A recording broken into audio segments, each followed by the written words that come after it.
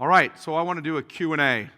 By the way, I preached like almost 10 sermons on this that were probably an hour apiece. So if you want to hear them, you can go to my church, bakersfieldchurch.org, if you want to hear the long version of all this, bakersfieldchurch.org, and then when you go to the sermons, you can go down to pick by series and just pick baptism and just start working through it. You can hear the series I preached to my church to convince 500 people to stop being Baptists.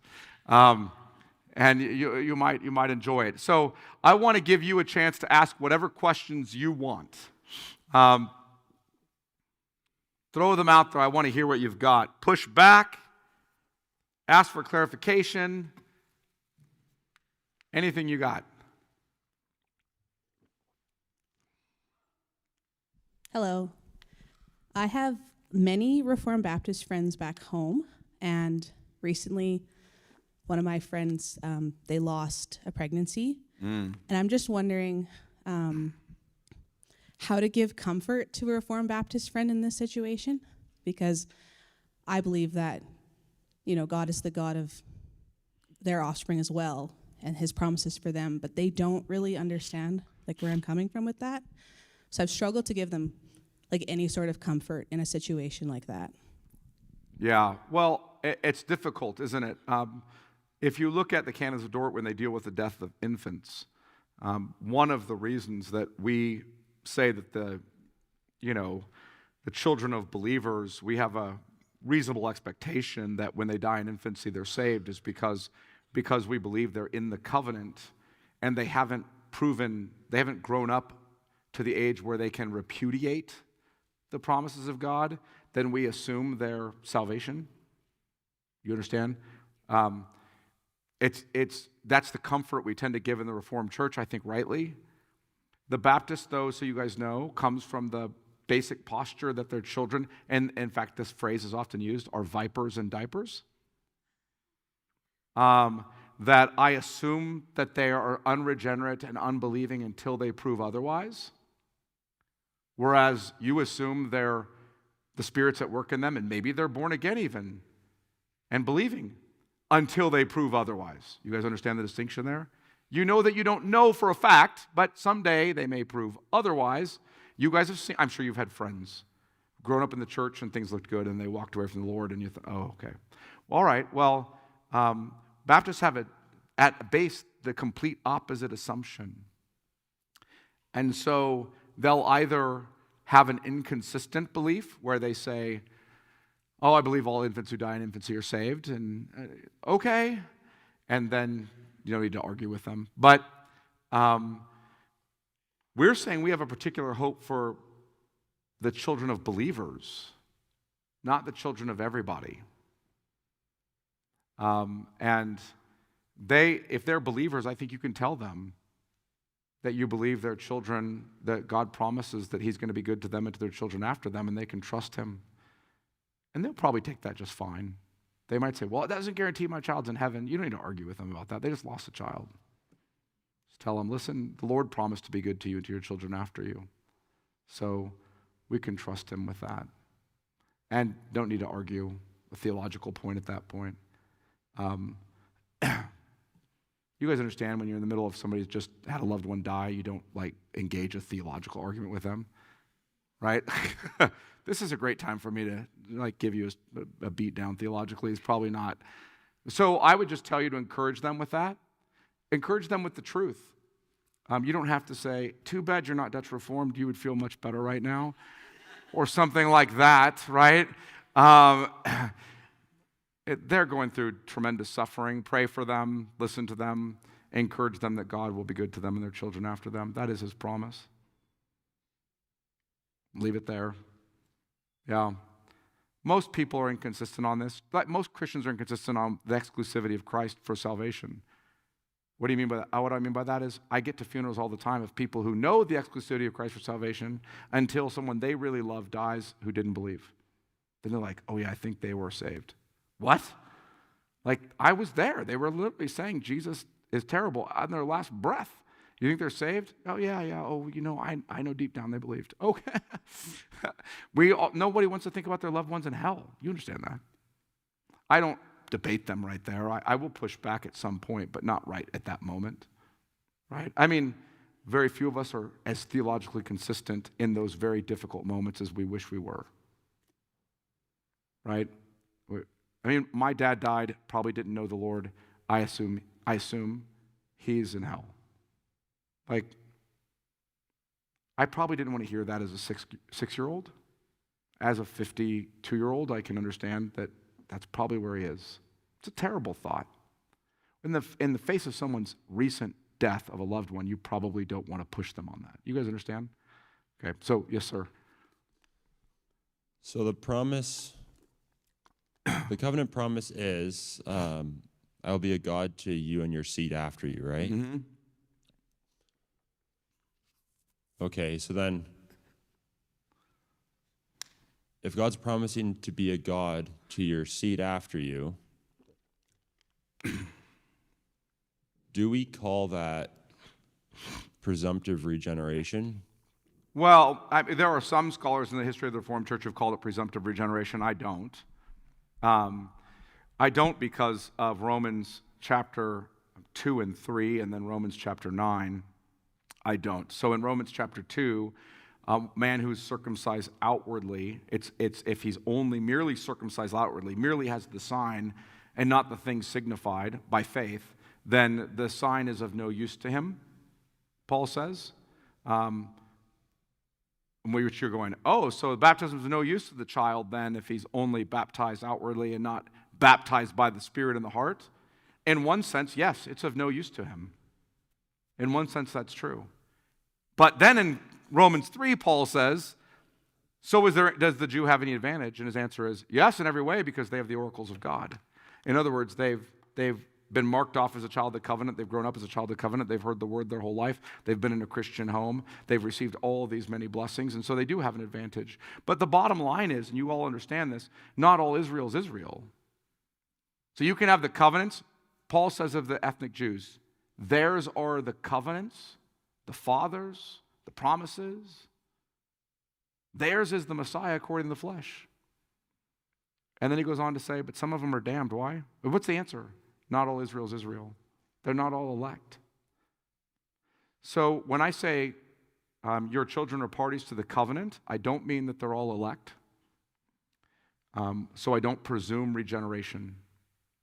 And I don't know when they'll be born again. It'd be great if they were born again in the womb, but maybe not till they're 50. I have no idea.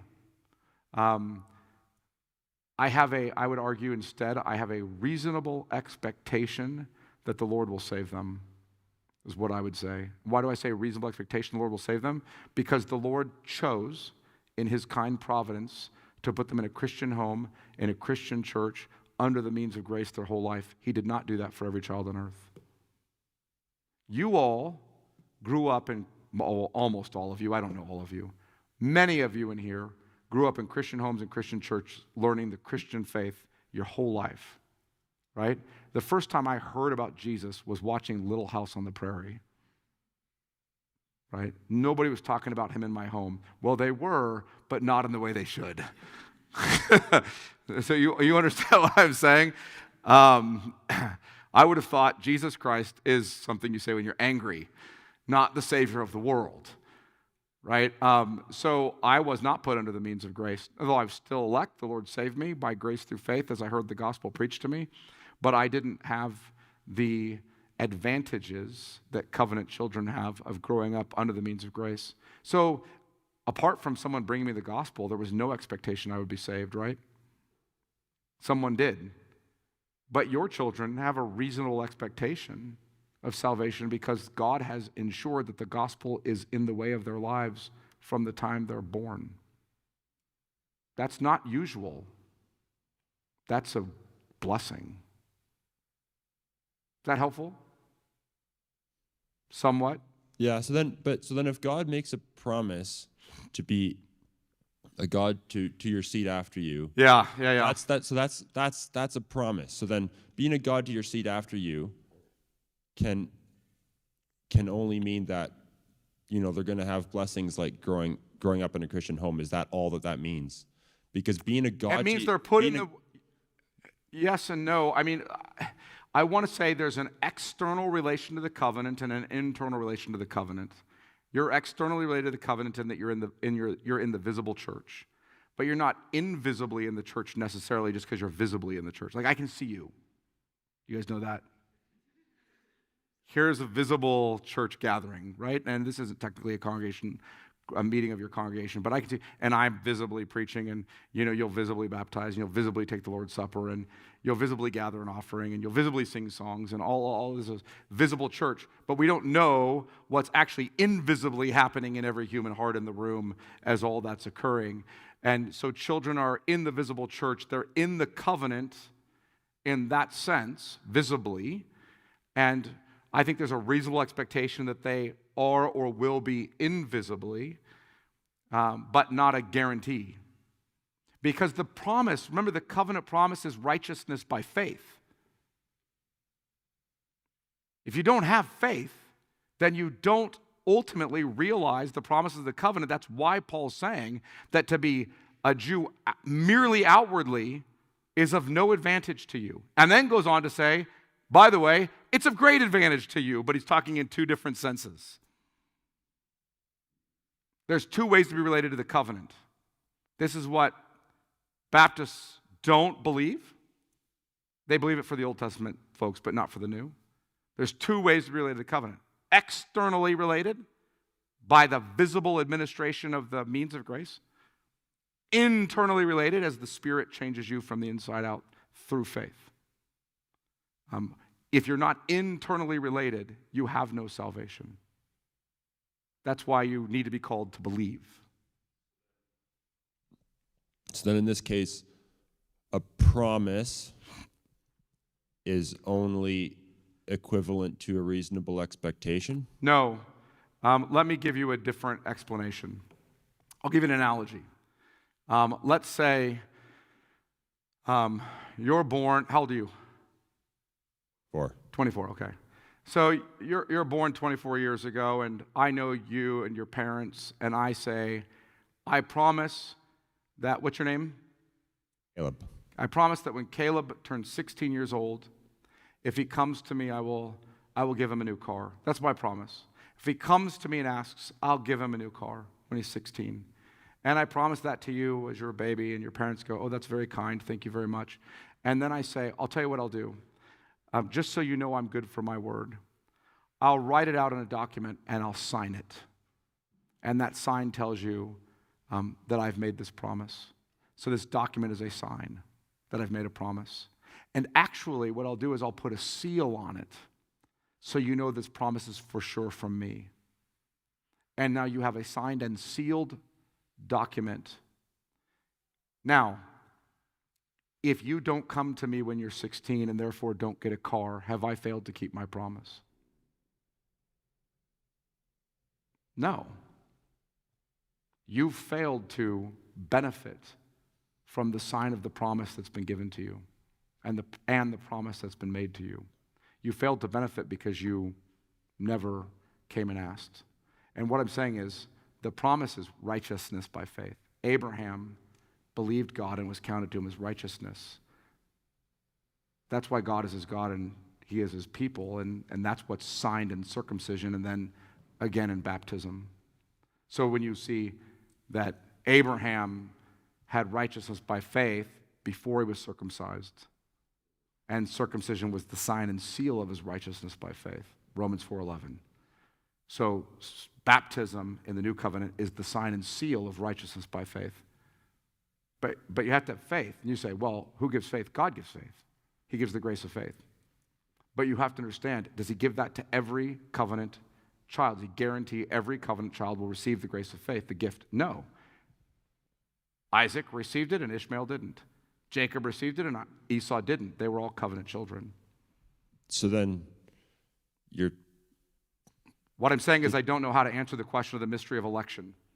Okay, no, that's fine. But like children, so your children then are really no different than the rest of the world because the whole entire rest of the world has the same promise of righteousness by faith. No, they don't. They've never received that promise nor the sign and seal of that promise till it's given to them. I mean, there are whole people groups whole families who have never, ever heard the promise. They've never received it. They've never been given the sign of it. They have no access to it whatsoever. Nothing. None. So they don't have that promise. Should they be offered that promise? Absolutely. That's why we send missionaries, because it needs to be offered to them. But until it's offered to you, you don't have it. Correct?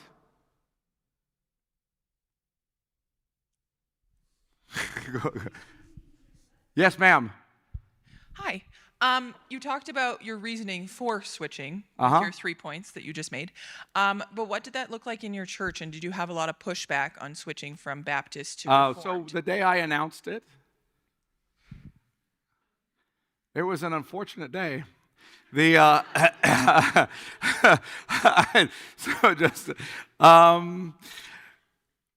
I went on sabbatical in Scotland, and was preaching in Scotland, living with Ian Hamilton. My wife and I were with him and his wife. And I told the elders prior to sabbatical, our elders had come to this position, to my surprise, with me, unanimously, which was kind of surprising. But because of COVID and some constitutional changes that happened as a result of COVID, I won't get into the whole story.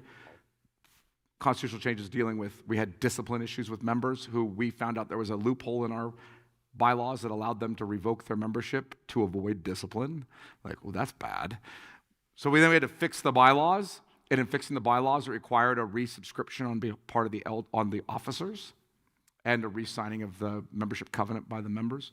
So we went through this process, and the elders turned in said that what they subscribed to, and the same day we turned it in, unanimously turned in that we were no longer Baptists. No one knew that we were going to do that, including me. I was shocked. I mean, seriously, I was shocked. So I was like, I started laughing. Like, you guys know what this means. And then COVID came to an end in California, right? Or at least the sham that was happening governmentally came to an end. This is June of 2021. And so we got to move back into a facility because we were like a wandering church. All around, because we kept getting kicked out of the government buildings we're renting, because we don't own a facility. We're building one now, but we grew in COVID, wandering around, unable to be found, but somehow we grew, and we moved back into a school auditorium, and then we were just trying to figure out how to smooth things out, so we didn't deal with the issue right away, because it was like back burner. You guys understood what a mess that whole time was. Came back burner to deal with it. Then I said to the elders, we better deal with this now. And they said, well, you're about to go on sabbatical. Like, we can't have you stand up and announce, hey, we're going to baptize babies now, and then I'm going on sabbatical. See you guys. So that probably won't go over well. So I said, okay. So I said, listen, brothers, you got to figure out, are we going to practice consistent with what we say we believe or not? Figure that out while I'm sabbatical. When I come back, we'll have a meeting, and then you can tell me. So I came back from sabbatical, and we went to a meeting. It was actually a retreat of elders and deacons, et cetera, and ministers, and we were there on the retreat, and I said, well, where are you guys at? And I thought for sure they were going to say, you know what? We made this big mess. Here it is. We're just going to have to live with it. Well, sort of kick the can down the road for the next generation, right? And they said, actually, we've decided over the summer that we're going to go forward and let the church know that we're going to start doing this. And I started laughing again. I actually looked at one of the pastors who was in my youth group, and so I've been with him for years and years. And I looked, his name's Russell, and I said, Russ, are you on board with this? He said, absolutely. I said, okay. If we lose a lot of people and money, you're the first one to go. You still on board? He goes, I am. I said, okay.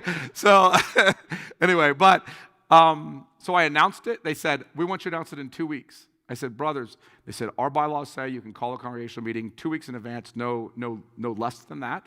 So you will do it as soon as we possibly can, which is 2 weeks. We're not going to keep this from the congregation any longer. It's a lack of integrity. I said, okay. So I said, you understand what 2 weeks from today is? They said, what? It's September 11th. You want me to announce this on Sunday, September 11th? And they're like, that's what you're going to do. And I stood up and announced it. And I'm not kidding. You could audibly hear the weeping and gnashing of teeth. I'm not kidding.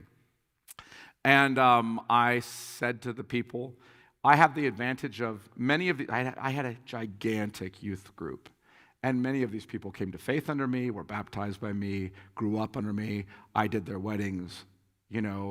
I baptized their children as they grew old enough to profess faith.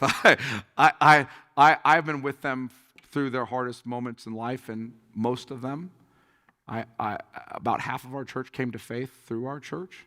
So, I'm the only pastor those people have known ever. So I had that kind of advantage. And I just said to them, listen, I know that you don't understand what we're doing. I know that you think we're crazy. I understand why you're disappointed, distraught, wondering how could these things be, what's happening to our church. That's 100% on me and the elders. That's our fault. You should point all of the blame at me. I asked the elders, how did you get to this position? They said, through your Bible teaching. I said, so I guess it's 100% my fault. So feel free to pin it all on me. Here's what I'm going to ask. I'm going to ask that you let me visit all your homes and answer any questions you have. And you can tell me all the ways in which you're disappointed with me. I'm going to ask that you let me come to all your small groups and make a presentation of why I believe this, and the elders do too. And I'm going to ask that you endure a multi-week series as I teach through it. And then I'll make a visit to all of your homes again and let you yell at me one last time. And and then once we're through all that together, we'll announce a date that we'll start practicing. And if you think I can't go with you, then at that point, we prayerfully understand why you would move on. We'll pray with you, we'll commend you to other churches, and we understand why you would move on. But just don't leave until then. We promise not to practice without warning you in advance, right? And I've been with you most of your lives. Please just give me a chance to teach you. And if you think it's bunk, fine. But at least give me a shot. So almost all of them did. There were maybe 3 families who didn't. No, 2 families who didn't. That's it. One family left that day. The other family left the next week. And then another family left after I taught the series. But almost all the rest ended up coming with us. And the church is bigger now than it was then. So God was very kind to us in that process. And I did get chewed out in a lot of homes. It was not easy to sit through.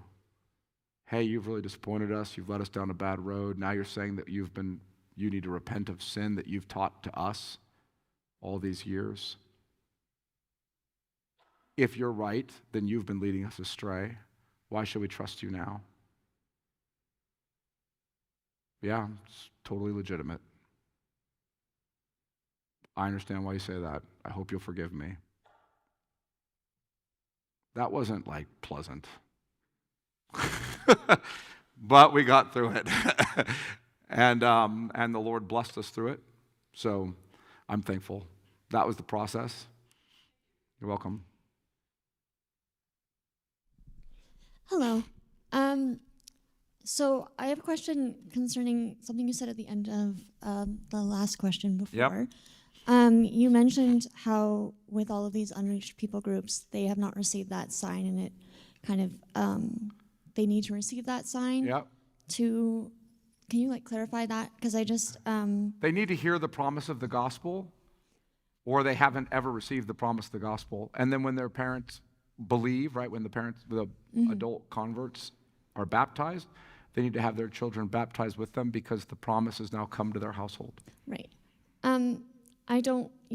Yes, I agree that it is very important, obviously, to reach all the nations. I really appreciate, obviously, your work. I just wonder how you approach passages like Romans 2,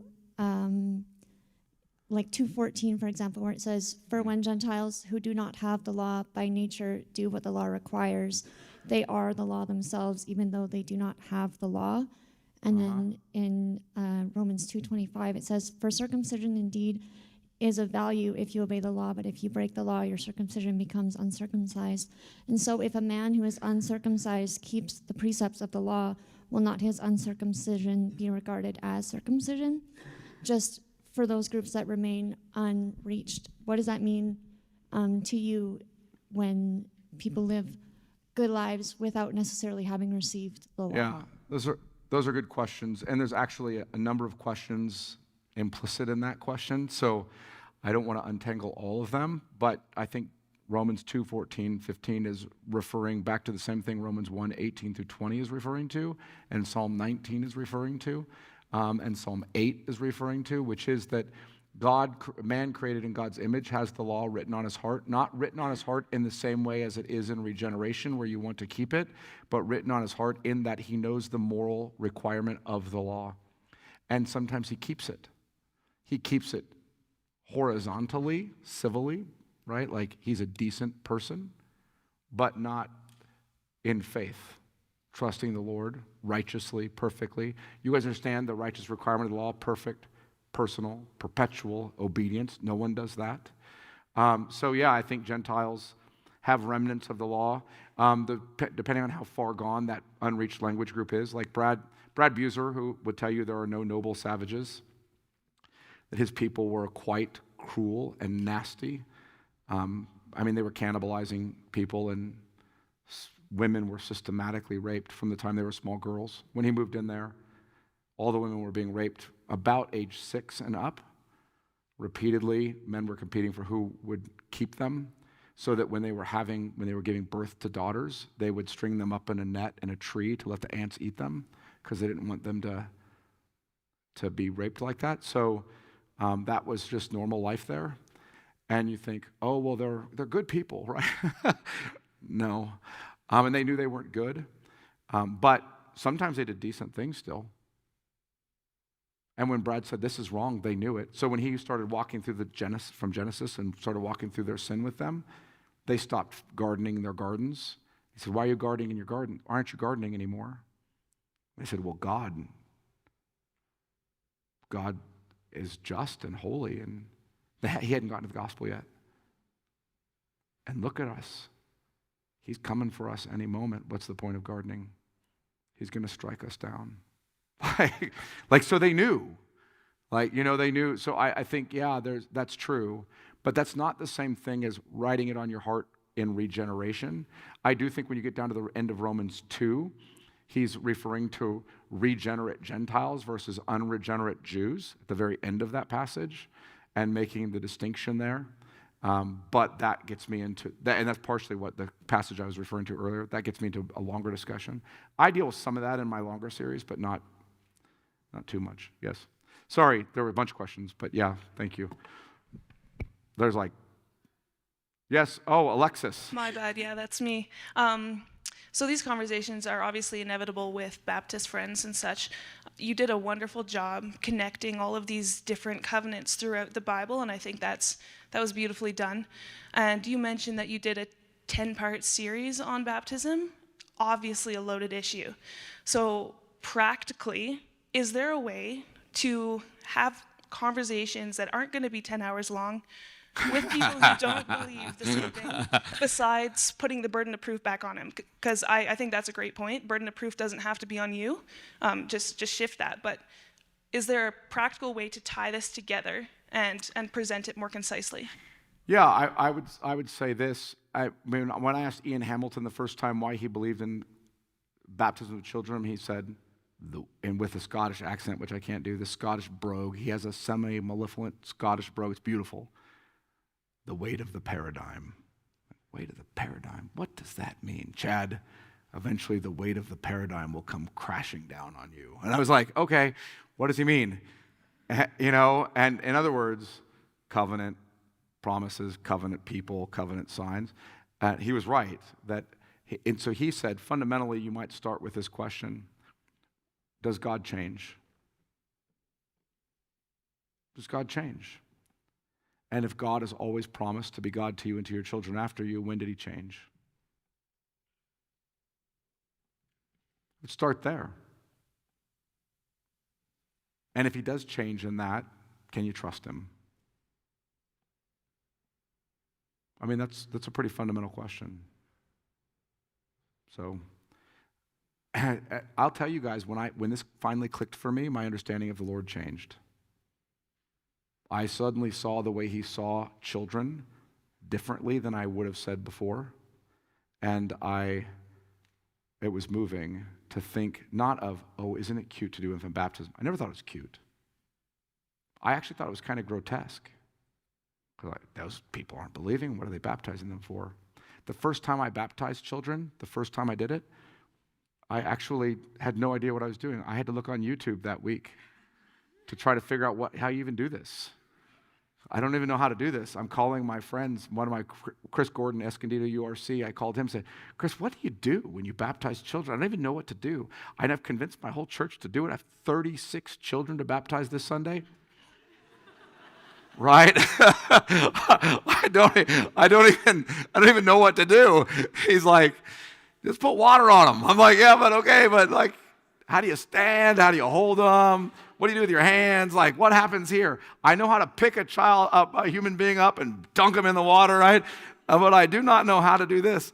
And so we had, I did a sermon on mode of baptism too, by the way, in that series. But I was like, I don't know how to do it. So he's like, brother, just bring the family over. And, I was like, okay. So the problem was when I looked on YouTube, it was of no help at all because Eastern Orthodox people, like, with babies by the ankles.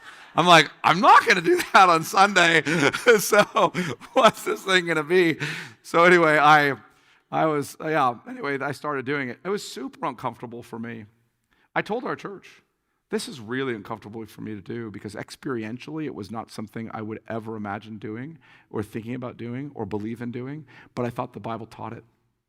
So I better do it whether I like the experience of it or not. It was sort of like I came out of more charismatic background, not charismatic in the sense that we were like swinging from the chandeliers or anything, but charismatic in the sense that every worship service was like a rock concert, You knew there was going to be a countdown clock.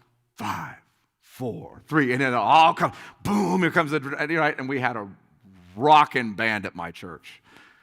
Rockin' band. And the first time Ian Hamilton came, we were still in that phase. And I said, what'd you think of the worship, the music? He said, oh, brother, your people were lovely. I enjoyed being here. Such lovely people. And the people at our church are amazing. To be honest, they're amazing people. I know so many pastors who struggle with hard members. My church is incredible. And so I feel like one of our pastors and I talk about it all the time. I can't even imagine. I hope this stays forever like this because I can't imagine how great these people are. He said, your people are lovely. I imagine this is what it was like in the Reformation. People discovering all this Reformed truth for the first time, just on fire. Like, this is amazing. Guys, we got to the Heidelberg Catechism. We're like, look at people wrote this stuff down in questions and answers. It's so helpful. We don't have to make it up. It's right here.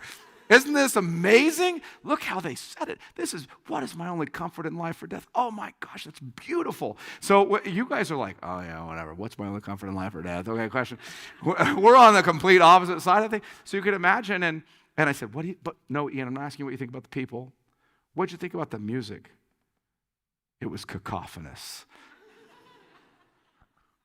What does that mean? It was awful. Brother, it was awful. Like, okay. So anyways, we ended up changing that. We made a real sacrifice. Our music now kind of sucks. But it took me a while to be okay with the beauty of hearing the congregation sing and not just being drowned out by a rocking band, right? Actually, experientially, that was a hard transition for me because it felt less exciting. Just felt less exciting. But who cares? The question is biblical. Sing psalms, hymns, and spiritual songs to one another. To one another. It means you have to hear the congregation singing, not just the band pumping music with fog machines and robotic lighting. And it's like, but man, is that exciting. That stuff is exciting. But if you want that, go to a Taylor Swift concert. She does it better than your evangelical pastor does. All right. Okay, thank you so much. I know that you guys have a lot more questions, and hopefully you can still address some of these questions personally to Chad. We are going to stand up and sing, and then I have one more announcement that I have to kind of make clear, but can we just give Reverend Vegas a hand?